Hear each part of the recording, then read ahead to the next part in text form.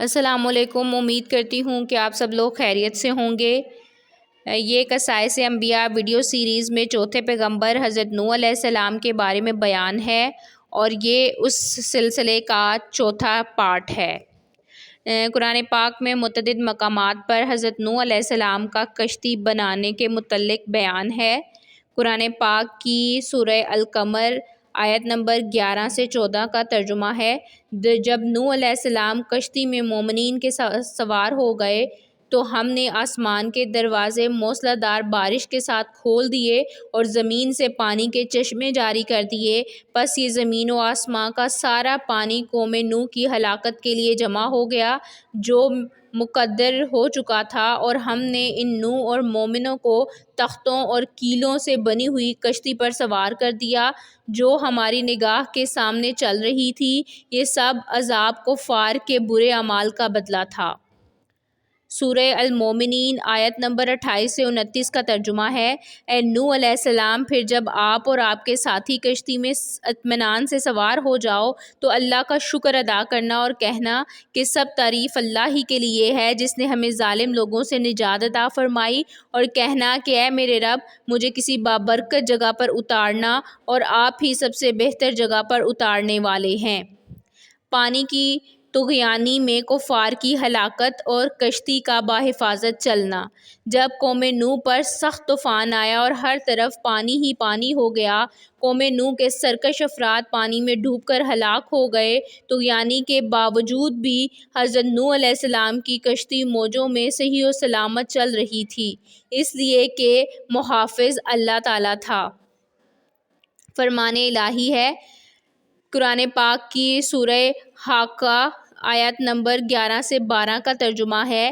بے شک جب پانی کے طوفان میں طغیانی آ گئی تو ہم نے تمہیں نوح کو کشتی میں سوار کر لیا تاکہ اس واقعے کو تمہارے لیے نصیحت بنا دیں، اور یاد رکھنے نصیحت حاصل کرنے والے کان اسے یاد رکھیں۔ سورہ یونس آیت نمبر 73 کا ترجمہ ہے۔ پھر کفار نے اس نوح علیہ السلام کو جھٹلایا تو ہم نے اسے نوح اور ان لوگوں کو نجات دی جو ان کے ساتھ کشتی میں سوار تھے، اور انہیں زمین کا وارث بنا دیا، اور ہم نے ان لوگوں کو غرق کر دیا جنہوں نے ہماری آیات کو جھٹلایا تھا۔ بس آپ دیکھ لیجئے ان لوگوں کا کیسا برا انجام ہوا جنہیں ڈرایا گیا تھا۔ حضرت نوح علیہ السلام کا مشرک بیٹے سے مکالمہ۔ حضرت نوح علیہ السلام کی کشتی اللہ تعالیٰ کی حفاظت میں چل رہی تھی۔ اسی دوران آپ علیہ السلام نے اپنے مشرک بیٹے یام، جس کا لقب کنعان تھا، کو آواز دی کہ آؤ آپ بھی ہمارے دین میں شامل ہو کر ہمارے ساتھ کشتی میں سوار ہو جاؤ۔ بیٹے نے اس نازک موقع پر بھی اپنے باپ کی دعوت کو رد کر دیا اور اپنے ہاتھوں اپنی ہلاکت کو مول لیا۔ قرآن پاک کی سورہ ہود آیت نمبر 42 سے 43 کا ترجمہ ہے۔ اور نوح علیہ السلام نے اپنے بیٹے یام، جن کا لقب کنعان تھا، کو پکارا تو ان سے دور کچھ فاصلے پر الگ تھلگ تھا۔ اے میرے بیٹے، ہمارے ساتھ سوار ہو جاؤ اور کفار کے ساتھ نہ رہ جاؤ۔ اس نوح علیہ السلام کے بیٹے نے جواب دیا کہ میں کسی بڑے پہاڑ کی طرف پناہ لے لوں گا، وہ مجھے پانی میں ڈبانے سے بچا لے گا۔ نوح علیہ السلام نے بیٹے کو سمجھاتے ہوئے کہا، آج اللہ کے حکم عذاب سے کوئی بچنے والا نہیں، صرف وہی بچیں گے جن پر اللہ کا رحم ہو۔ اسی وقت ان دونوں کے درمیان موج حائل ہو گئی اور وہ ڈوبنے والوں میں سے ہو گیا۔ حضرت نوح علیہ السلام کی بیٹے پر پدری شفقت اور اللہ تعالیٰ کی ناراضگی۔ حضرت نوح علیہ السلام نے اپنے مشرک بیٹے کو کشتی میں سوار کرنا چاہا لیکن اس نے انکار کر دیا۔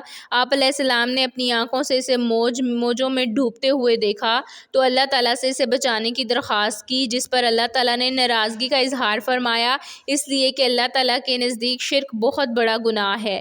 سورہ ہود آیت نمبر 45 سے 47 کا ترجمہ ہے۔ نوح علیہ السلام نے اپنے رب کو پکارتے ہوئے کہا، اے میرے رب، میرا بیٹا تو میرے گھر والوں میں سے ہے، یقیناً آپ کا وعدہ بالکل سچا ہے اور آپ تمام حاکموں سے بہتر حاکم ہیں۔ اللہ نے فرمایا، اے نوح، یقیناً وہ آپ کے خاندان میں سے نہیں، اس کے اعمال اچھے نہیں۔ آپ کو مجھ سے وہ چیز نہیں مانگنی چاہیے جس کا آپ کو علم نہ ہو۔ میں آپ کو نصیحت کرتا ہوں کہ آپ جاہلوں میں شامل نہ ہو۔ نوح علیہ السلام نے کہا، کہا ہے میرے رب میں آپ کی پناہ چاہتا ہوں اس بات سے کہ آپ سے وہ چیز مانگوں جس کا مجھے علم ہی نہ ہو۔ اگر آپ مجھے نہیں بخشیں گے اور مجھ پر رحم نہیں فرمائیں گے تو میں خسارہ پانے والوں میں ہو جاؤں گا۔ اس کا بقیہ حصہ ویڈیو کے چوتھے حصے میں بیان کیا جائے گا۔